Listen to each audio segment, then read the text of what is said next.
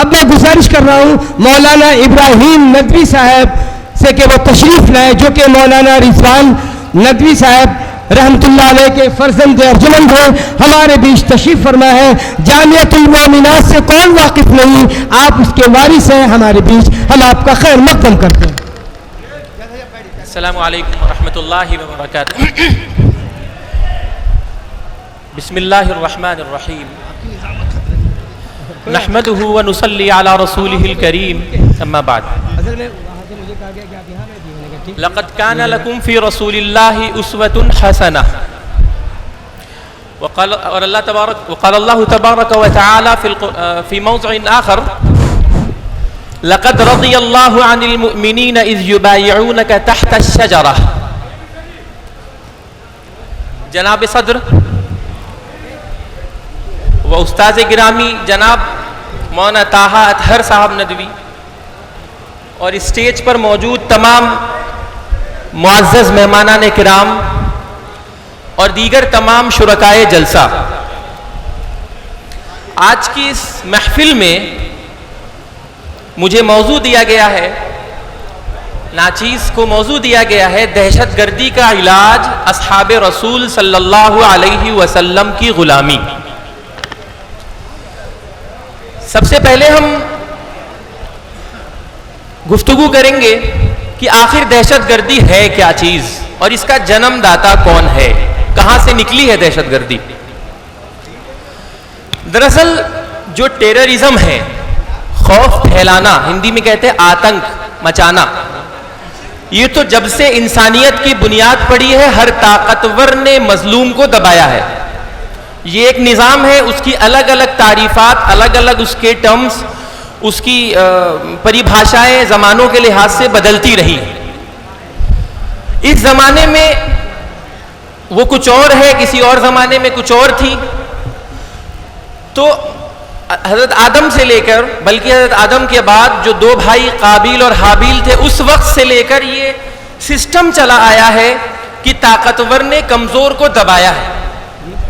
بیچ میں ایک بات اور شامل کریں گے کہ تاریخ دنیا میں پہلی مرتبہ ایسا ہوا تھا کہ کسی طاقتور نے کمزور کا حال چال پوچھا تھا، وہ تھی اصحاب رسول صلی اللہ علیہ وسلم کی جماعت۔ اس سے پہلے تک تاریخ اسلام نہیں، تاریخ دنیا کی تاریخ میں جب سے دنیا کا وجود آیا اور میں وجود ہوا، بلکہ میں اس سے پہلے سے بات کرتا ہوں کہ ہمیشہ طاقتور نے کمزور کو دبایا تھا۔ پہلی مرتبہ جب اللہ کے رسول صلی اللہ علیہ وسلم کی اس دنیا میں آمد ہوئی، ان کی تربیت سے ایک جماعت وجود میں آئی، ایک ٹیم وجود میں آئی۔ اس ٹیم نے طاقتور بن کر کمزور کی مدد کرنا سکھایا، خود بھی کیا اور لوگوں کو سکھایا۔ اس کے ایک نہیں بہت سارے نمونے آپ کو ملیں گے اگر تاریخ میں آپ پڑھیں گے، واقعات آپ پڑھیں گے، غیر مسلمین کی، یوروپین کی، مستشرقین کی کتابوں کو پڑھیں گے تو آپ پائیں گے کہ وہ جماعت جو اصحاب رسول کی جماعت تھی، کمپینینز آف پروفٹ کی جماعت تھی، اس جو کمپینینز آف پروفٹ جو تھے، ان کی وہ لوگ ایسے تھے جنہوں نے طاقتور بن کر مظلوموں کی مدد کی تھی۔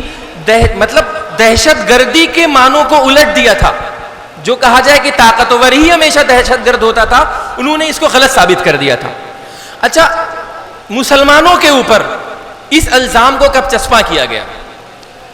تو آپ مسلمان طاقتور، بلکہ کہہ لیا جائے کہ پورے ایشیا پر، ایشیا کے ساتھ افریقہ کے اوپر اور ادھر یورپ کے اوپر، یہ تین ممالک تھے جہاں، مطلب یہ تین بر اعظم تھے جہاں پہ انسانوں کی آبادیاں ہوا کرتی تھی۔ ان کے اکثریت حصے پر ہمیشہ لگ بھگ جب سے وجود میں آئے اس کے کچھ سو سالوں کے بعد سے حاکم رہے۔ کبھی بھی دہشت گردی کا وجود ان کے ساتھ نہیں جوڑا گیا۔ میں ایک مثال آپ کو دیتا ہوں کہ جس زمانے میں ترکی میں، جس کو آپ استنبول، آج ترکی کا وہ شہر استنبول جب مسلمانوں نے فتح کیا، قسطنطنیہ جس کا پرانا نام تھا، اسی زمانے میں مسلمانوں کے ایک شہر کو زوال ہوا، ایک ملک کا زوال ہوا، وہ اسپین تھا، اندلس تھا۔ ایک ہی زمانہ ہے، 15ویں صدی کی بات ہے، یہاں پر محمد نامی ایک شخص جاتا ہے، قسطنطنیہ کو فتح کرتا ہے۔ فتح کرنے کے بعد ان کی مسجد کو، ان کا جو گرجا گھر تھا، اس کو ان کی مرضی سے اپنی ذاتی جیب کی رقم سے خریدتا ہے اور اس کے بعد وہ مسجد بنتی ہے.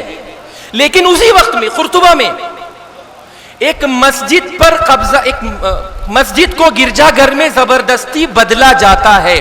تاریخ اس کی بات کبھی نہیں کرے گی، آپ نے کبھی نہیں سنا ہوگا اس کے بارے میں. اور جانیے کہ قسطنطنیہ کا وہ ہایا صوفیہ جو اس وقت تک سب سے بڑا گرجا گھر تھا، گرجا گھر ختم ہونے سے 10 سال پہلے دوسرے نمبر کا گرجا گھر بن گیا تھا. معلوم کیوں؟ کیونکہ قرطبہ کی وہ مسجد جو تاریخ کی سب سے خوبصورت اور بڑی مسجد تھی، جس کو آج گرجا گھر میں اور مطلب کیا کہتے ہیں عجائب گھر میں بدل دیا گیا ہے، اس کو گرجا گھر بنا دیا گیا تھا. قرطبہ کا قسطنطنیہ کا وہ گرجا گھر ہایا صوفیہ دوسرے نمبر پہ آ گیا تھا کیونکہ مسجد کو زبردستی گرجا گھر بنا دیا گیا تھا. آپ کے سامنے نہیں بتایا جائے گا. بہرحال اسلام سے کبھی اس کو نہیں جوڑا گیا. آج سے کچھ عرصے پہلے جب مسلمان کمزور ہوئے، اس کے بعد ہوا یہ کہ طاقتور نے ہمیشہ یہی کیا ہے. آج روس نے حملہ کیا ہے تو وہ دہشت گرد نہیں ہے. اگر کسی نے کبھی کچھ جواب دے دیا تو اس کے ساتھ دہشت گردی کو جوڑ دیا گیا. ٹھیک ہے، وہ خیر تاریخی طور پر میں نے بتایا اصطلاحات بدلا کرتی ہیں. اسلام سے اس کو صرف ایک نیریٹو بنایا گیا اسلام کو کاؤنٹر کرنے کے لیے. کیونکہ آپ لوگ فیس بک پہ پوسٹ کرتے ہوں گے، تقریریں کرتے ہیں، تو جانیے صرف 2% لوگ ایسے ہوتے ہیں جو آپ کی پوسٹ پر ریئیکٹ کرتے ہیں، آپ کو کمنٹ کرتے ہیں، یا آپ کے لیے کلیپنگ کرتے ہیں، تالیاں بجاتے ہیں، یا آپ کو نقد کرتے ہیں، آپ کو کرٹیسائز کرتے ہیں. 98% سائلنٹ لسنر ہوتا ہے. ہمیشہ وہ ڈیسائیڈ کرتا ہے کہ سچ کیا ہے. وہ ہمیشہ کمزور کے ساتھ ہوتا ہے. اس کو کاؤنٹر کرنے کے لیے، اس کو اسلام کے خلاف کرنے کے لیے ایک نیریٹو بنایا گیا کہ اسلام دہشت گردی کی تعلیم دیتا ہے. اسلام میں جہاد ہے، وہ جہاد جس کا لفظ نکلا ہے جہاد سے، جس کے معنی انگریزی میں کہتے ہیں ٹو ورک ہارڈ، محنت کرنا، جس کے 50 سے زیادہ معنی بیان کیے گئے ہیں. اس میں سے ایک معنی لڑائی کے بھی تھے، اس کو ہائی لائٹ کر دیا گیا. حالانکہ وہ بھی ضروری تھا. ہمارے ملک میں کیا ڈیفنس نہیں ہے؟ ہمارے ملک کی آرمی ہے، اس کو کہا جاتا ہے ڈیفنس. ہمارا جو مطلب منسٹر ہوتا ہے اس کو ڈیفنس منسٹر بولتے ہیں، اٹیک منسٹر نہیں بولتے ہیں. کیونکہ ہماری جو فوج بنائی جاتی ہے وہ کس لیے بنائی جاتی ہے؟ ڈیفنس کے لیے. اسی طرح ہر ملک میں ایک ڈیفنس سسٹم ہوا کرتا تھا. تو جو اسلامی ممالک اس ٹائم ہوا کرتے تھے وہاں کا ڈیفنس سسٹم ہوتا تھا. اس کے اوپر یہ الزام کہ جو ہے صاحب یہ جہاد کر رہے ہیں. ارے بھائی، ہر ملک کا حق ہوتا ہے ڈیفنس کرنا. اور وہ جہاد کے لفظ کو جس کے 50 سے زیادہ، بعض 54 معنی علی اختلاف الاقوال، مختلف اقوال کے مطابق بیان کیے گئے، اس کے ایک معنی کو ہائی لائٹ کر دیا گیا تاکہ جو 98% سائلنٹ لسنر ہے، خاموش جو فیصلہ کر رہا ہے، 2% لوگ ہمیشہ دیکھیے اچھلنے کودنے والے صرف 2% لوگ ہوتے ہیں، ان کو مسلمانوں کے خلاف بھڑکایا جا سکے. بہرحال اسلام، لوگ کہتے ہیں کہ صاحب اسلام کبھی کہتا ہے ہاتھ کاٹ دینے کو، کبھی کچھ کہہ کر دینے کو. تو یہ بھی حقیقت ہے، اسلام کے قوانین کس کے لیے ہیں؟ غلط لوگوں کے لیے. جو لوگ غلط کرتے ہیں اس کے لیے یقیناً سخت قوانین ہیں. اللہ کے رسول صلی اللہ علیہ وسلم فرماتے ہیں من رأى منكم منكرا فليغيره بيده فإن لم يستطع فبلسانه وإن لم يستطع فبقلبه وذلك أضعف الإيمان. کہ اگر تم میں سے کوئی برائی دیکھے، اگر دیکھے کہ کوئی سماج میں گندگی پھیلا رہا ہے، کوئی اماطۃ الاذى عن الطریق، کوئی گندگی زمین پہ ڈال رہا ہے، کوئی کسی کو پریشان کر رہا ہے، کوئی کمزور کو طاقتور پریشان کر رہا ہے، تو آپ روک دیجئے، ہاتھ سے روکیے. من رأى منكم منكرا فليغيره بيده. اگر آپ کو تو پھر آپ جو ہے ہاتھ سے روکیے. اگر اس کی طاقت نہ ہو تو زبان. بھائی فاروق زندہ باد، بھائی فاروق زندہ باد.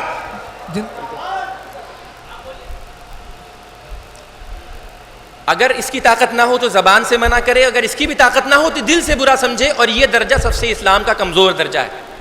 روکنے کے لیے غلط کو غلط کرنے سے روکنے کے لیے کہا گیا ہے، لیکن جو مفہوم منسلک کیا گیا ہے اسلام کی طرف وہ بالکل 2-2 4 کی طرح کلیئر ہے اور مخالفین بھی جانتے ہیں. فائنل بات اپنی بات ختم کرتے ہیں چونکہ وقت کم ہے, سوچا تھا گفتگو طویل ہوگی, اپنی بات کے ساتھ ختم کرتے ہیں. اس میں صحابہ کرام کو سب سے زیادہ ٹارگٹ کیا گیا ہے. اس کا مقصد یہ ہے کہ اللہ کے رسول کو ڈائریکٹ ٹارگٹ نہیں کیا جا سکتا, ان کی تربیت کو ٹارگٹ کیا جائے. لوگوں کے ذہن میں اصحاب رسول غلط ہو, پھر رسول غلط ہو, پھر قرآن غلط ہو. یہ چین ہے جو آپ کو لے کر جا رہے ہیں. اصحاب رسول کی اطاعت کریں گے تو حقیقت میں اسلام کی اطاعت کریں گے, اور اسلام کی اطاعت کریں گے تو مطلب ہے کمزوروں کا ساتھ دینا. اور اپنی انہی چند باتوں پر اپنی بات کو ختم کرتے ہیں اس دعا کے ساتھ کہ اللہ تبارک و تعالی ہم سب کو اصحاب رسول صلی اللہ علیہ وسلم کا حقیقی تابعدار بنائے. والسلام علیکم ورحمۃ اللہ. جزاکم اللہ.